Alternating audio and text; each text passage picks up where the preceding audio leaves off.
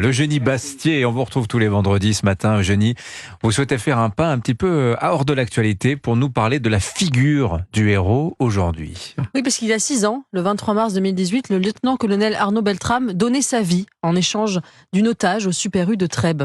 Face à ce sacrifice d'un autre âge, ce geste héroïque, l'émotion avait saisi la France entière. Quelques années plus tard, à Paris, une plaque commémorative en l'honneur de Beltrame avait été rédigée ainsi.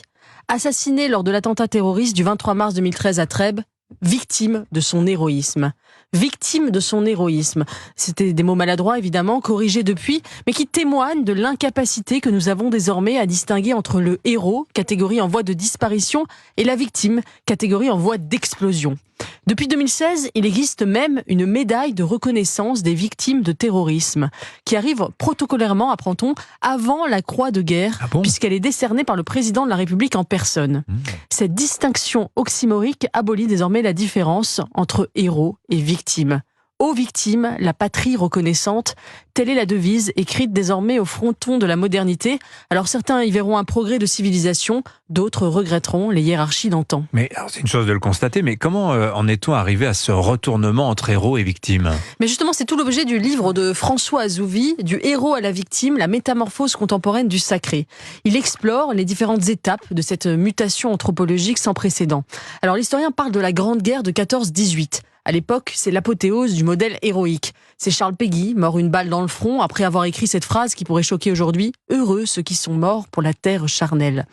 Il montre comment l'hécatombe des tranchées a délégitimé ce modèle. Le soldat n'est plus un héros, et bientôt, dans la mémoire collective, on lui préférera le mutin et le fusillé.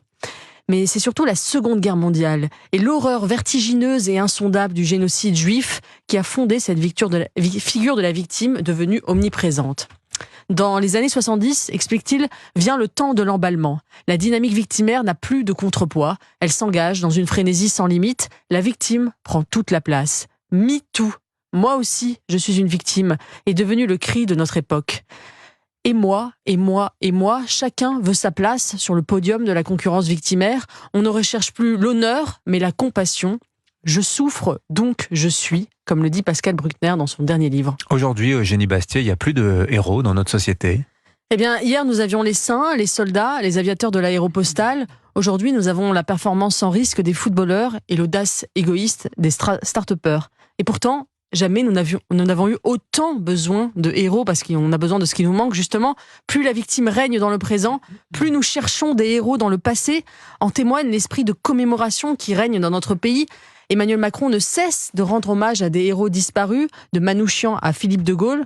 De Gaulle, justement, avait fait rentrer une personne au Panthéon en 11 ans de règne. Macron en a fait rentrer 6 en 7 ans. Le président, d'ailleurs, l'avait dit en 2017. Notre société a besoin de récits collectifs, de rêves, d'héroïsme. Le diagnostic était bon, mais malheureusement, l'héroïsme ne se décrète pas. On ne retrouvera pas ce régime de l'héroïcité par quelques paroles bravaches.